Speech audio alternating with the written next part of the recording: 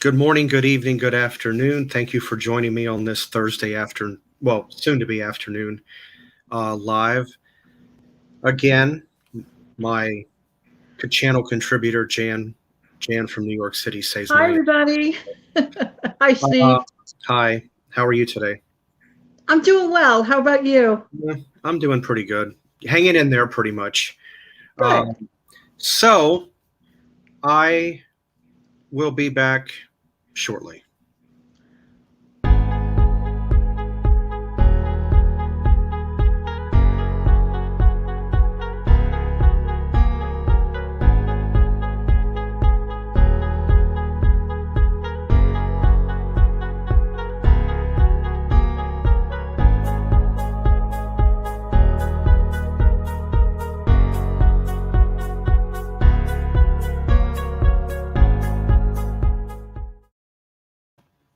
And we're back. Um, so, I guess basically what I came on to talk about more or less is I like what you did this morning in your upload. Oh, thank you. And I thought maybe expand a little bit upon that and then see where it goes from there. Okay. Um, Sure. I noticed you happened to touch on, things like ibuprofen, where it can cause swelling, it can cause ringing in the ears, it can To mess with name a few. To name a few. it Yeah. can mess with your vision. There are Uh, a lot of side effects, possible, may I use the word possible, side effects. Yes. right. And Yeah. yeah, So thank you, Steve. I appreciate it. Did you want to say something else before I go on with that? just one thing, of course, everybody knows that coming up tomorrow will be 3 weeks, and I'm still trying to recover from a fall. Now, keep in mind, I'm able to get up out of this chair, put myself on the bed, go back into the chair. I am able to take a bath. I can raise myself up out of the chair, put myself in the bathtub. I can raise up and then put myself. So I look at it this way: slow and steady wins the race. I can walk, stand up and walk. I like to hold the bed. I like to put one hand on my bed and try walking, you know, and I'm hoping at some point, I will eventually return to the way I was.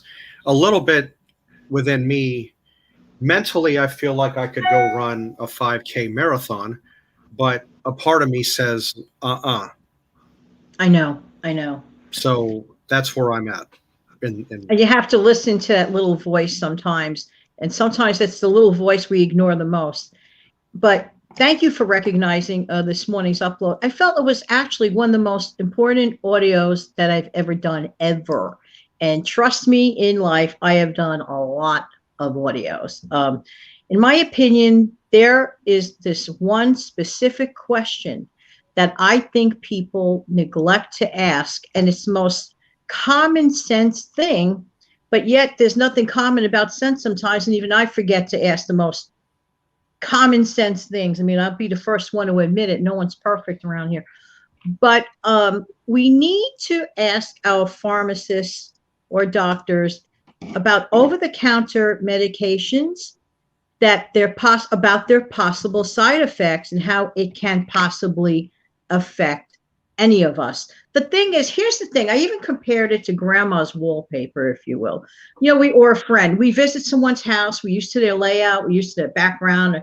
It's part of us. We just kind of like subliminally memorize it.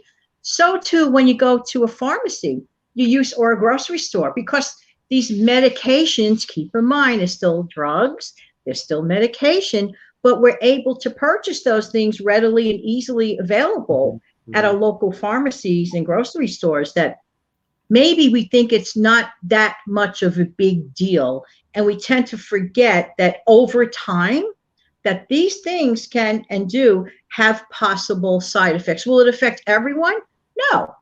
But it's still important to read labels and become very proactive. And part of that being proactive means asking your doctor, asking your pharmacist questions about it. Don't be shy. There are times in life, it's okay to be shy. There are times in life, don't be shy. And that's one of them. if you have a question about over-the-counter medication, ask. Mm-hmm. That's right. Yeah, always.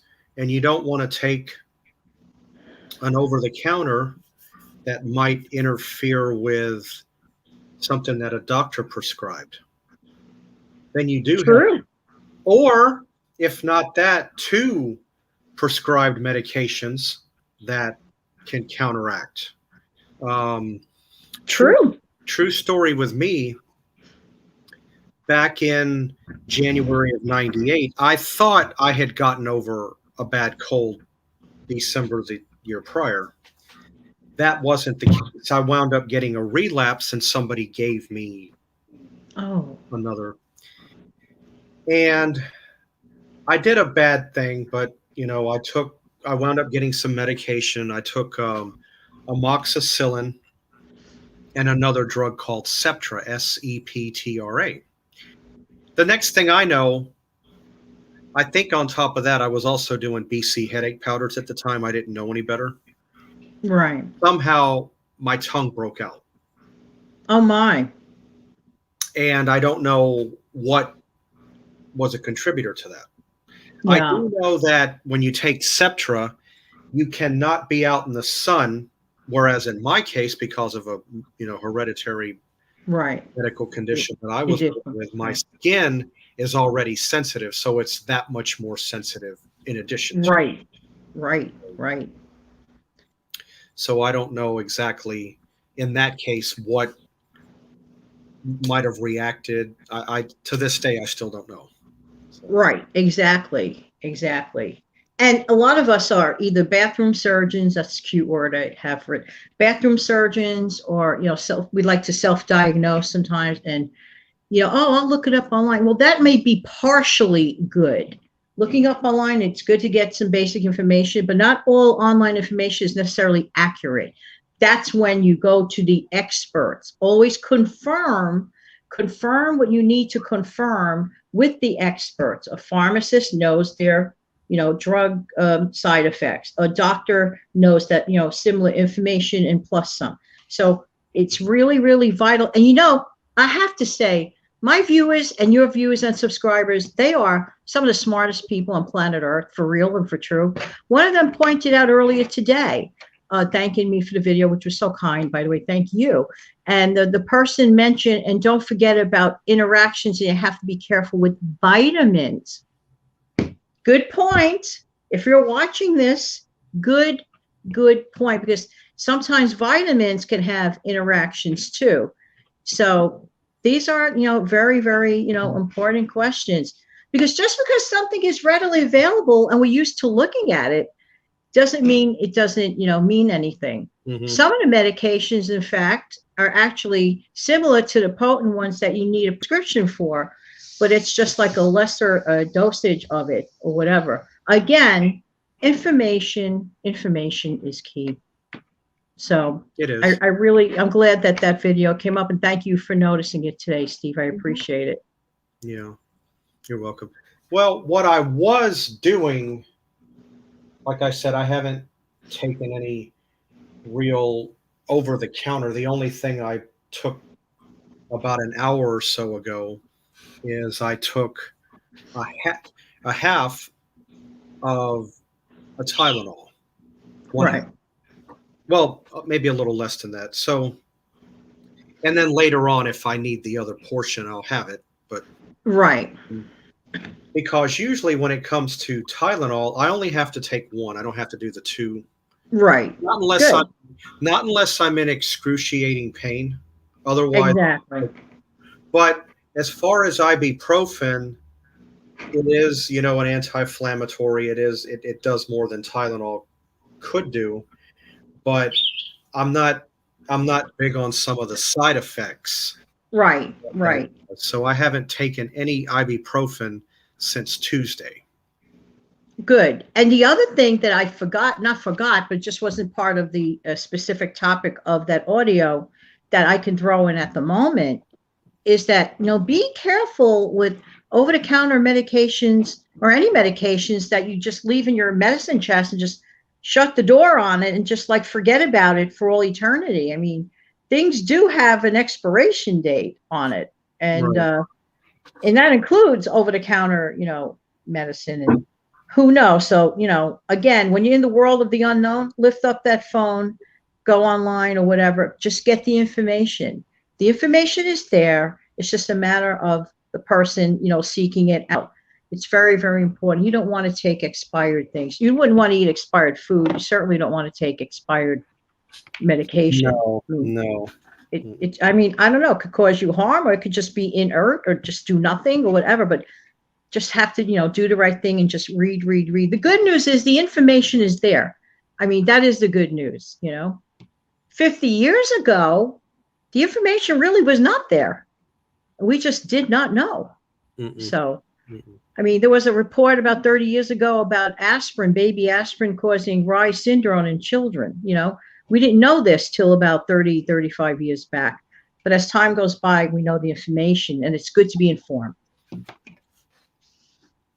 I think I remember reading about that in the newspaper, which in today's world is obsolete, considering you can go on the computer and just look it all up under Yahoo or under Google. Just type it in and it's there. In today's world, you ask somebody, newspaper, what's that? I mean, it's funny that you're bringing up newspaper. You're bringing up good times if you want to transitionalize the convo into that area for a minute. When I was a child, I mean, I'm 62 now. And when I was a child, my dad used to get the newspaper on a Saturday night, which was the early edition of the Sunday paper. right. The Sunday paper in our family meant it was like an all-day event. Who would get the funnies? Who would get the horoscope section? Who would get the sports? Truly, who would get the sports section? Oh, I wanted Dear Abby, for true and for real. And everybody got their own little favorite part of the paper. And it was an event. It was a Sunday event. We'd all sit around, read the paper, and have a little fun. Of course, after church, we had a routine after church, and then my parents would make the big dinner and the assembly line of food and the relatives, and it was just a wonderful thing. But yes, our lives were centralized around newspapers. They were a vital part of my growing up. Yeah, I don't regret it at all. It was a good experience. Mm-hmm. Yeah, mine too. I do remember late Saturday night, if I recall. I do remember the Sunday edition being available. Right. Yes. And that includes candy, because my dad always came back with a big brown bag of candy on Saturday night with that newspaper or ice cream. So it was just like Steve, this reminds me of something. It really doesn't take that much to have a happy time. Mm-mm. You don't have to spend a lot of money. It's it's who you're with, and the simple stuff you do. I know we've become so sophisticated and all these elaborate electronic ways of living, but every once in a while it's okay to go back to the old-fashioned way. Oh yeah, sure, absolutely. Yeah, so but that. Well, I'm glad you're doing better, Steve. I'm glad you're doing a little better now. Yeah, I mean it's a slow and steady. I put my faith in the Lord. Not that I'm trying to sound like a Bible thumper or anything, which I'm not, but I am a Christian. But I do put my faith in the Lord. Absolutely. Because what happened is last month I hurt where my pinky toe is on my left foot. I hurt that whole edge all the way back, that bone. And what happened is I probably got back into the swing of things too quickly. Yeah. And if I had taken the precaution then, like I'm doing now, right, I probably wouldn't be where I'm at the moment. Right. So if it takes me another couple of weeks, if it takes me another 3 weeks, right, I just want to be right. I just want to be correct. Well, you see, I recall the whole thing. I mean, you were doing great. You're like 85% there. And then, you got, too aggressive probably, and just you overdid it. And then you put yourself a few feet backwards. if you will. That happens, we're just, such in a hurry to just want to get our sense of normalcy what we're used to back, Well, Steve, I understand. I really do. yeah. So, I mean, what I'm doing I'm doing it I try to do it about 4 days a week. I am soaking in a warm to maybe slightly hot, but not too hot, um, a tub of water. And I'm using about roughly, matter of fact, it's this cup. Yes. One full measure of this of Epsom salt in my water. Epsom salt, right. Good old Epsom salt. So I'm soaking a good 15, 20 minutes, to do that, because I just recently got the ability or the ability to get in the tub. Yeah. It's only been a few days, maybe 4 days I've been doing it. Sorry about the bird clock. It follows me wherever I go. Okay, but it's a cute clock. Like I said, I've heard it all. Thank you. So now, like I said, I'm in a computer chair. I have the ability to raise up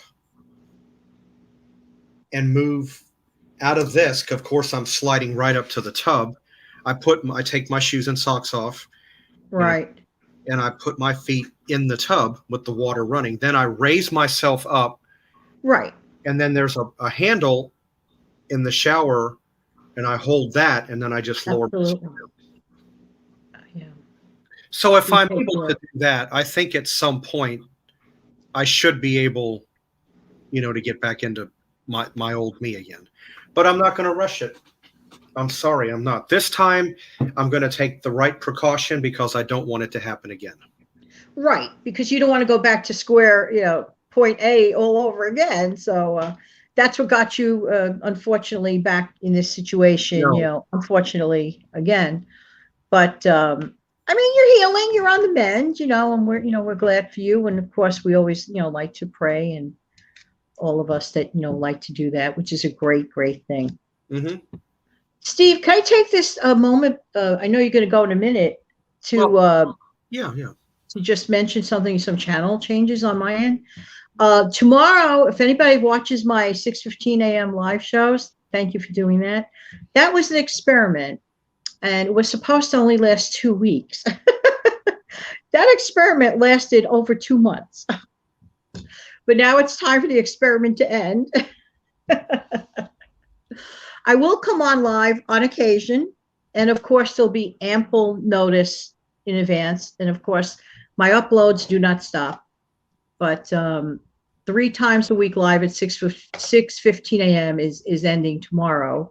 But I want to thank all my wonderful folks that have been there. And it was sure a lot of fun. What a fun experiment that was. Mm-hmm.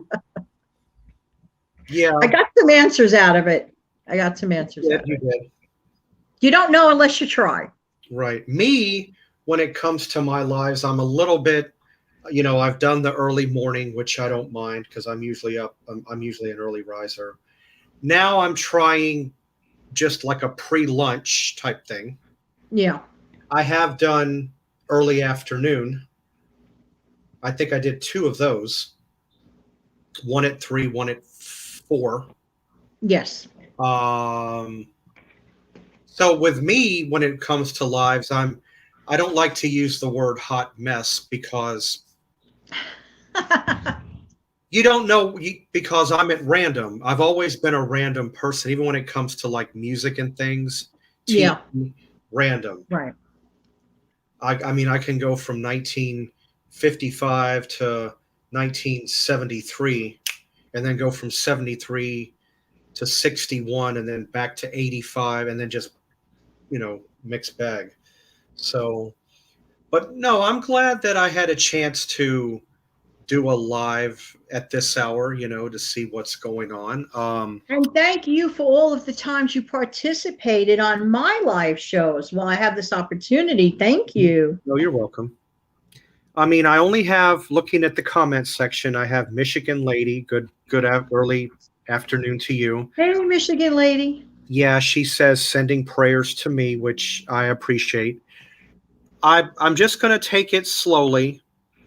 Like I said, I may this being in this chair, getting out of this chair, doing certain things has definitely been not a big challenge. I've had to think it out a little bit.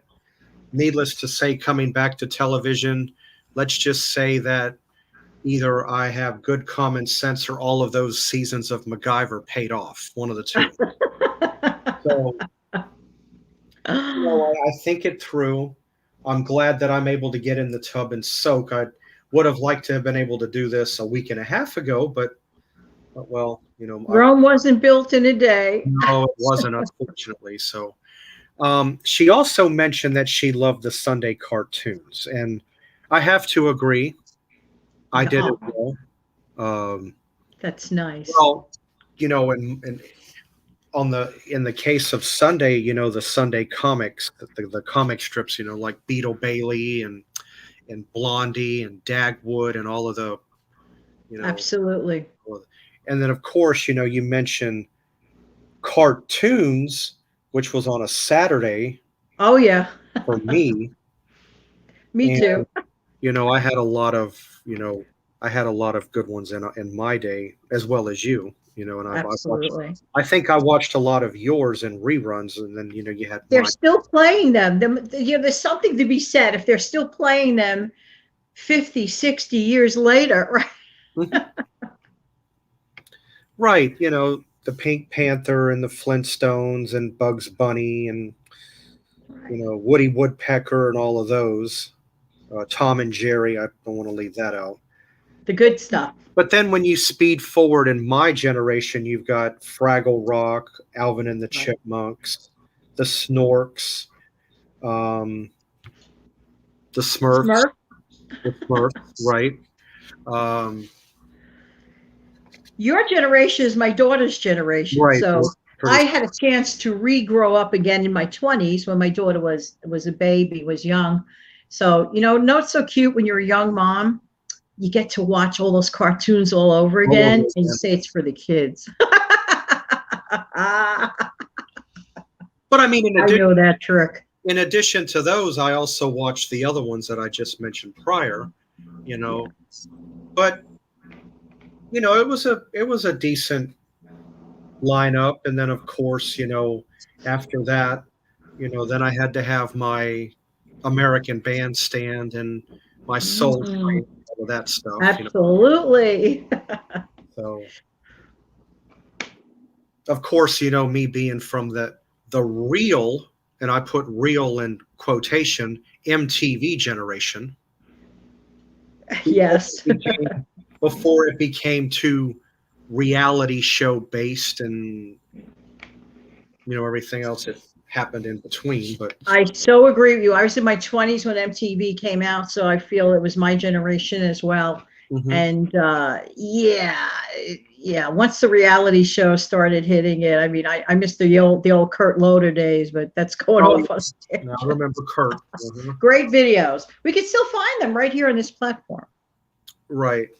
Oh, I remember Kurt Loder, and if you wrote, I mean, I might be showing age a little bit here, but that's fine. I remember Martha Quinn and Nita Blackwood and Mark Goodman and all that. Of course, this is like what, 1985, 84, 86.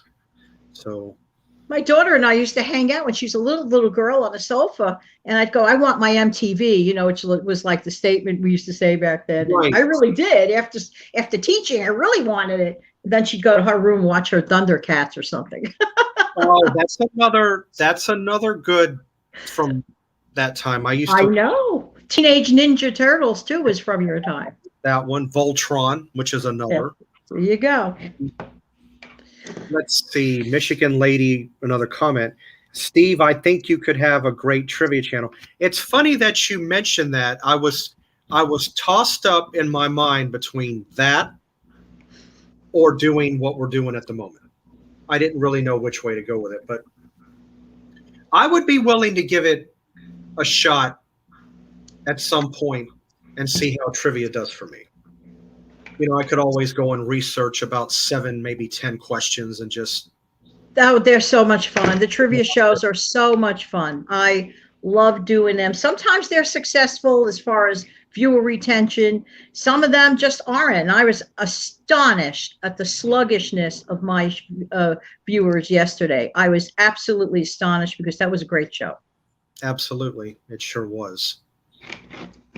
So I guess that's pretty much it for today. You know, I'm glad we happened to talk everything from over the counter to cartoons to, you know, reliving things from yesteryear. You know, it was fun. Thank you. That's what we do best. Right.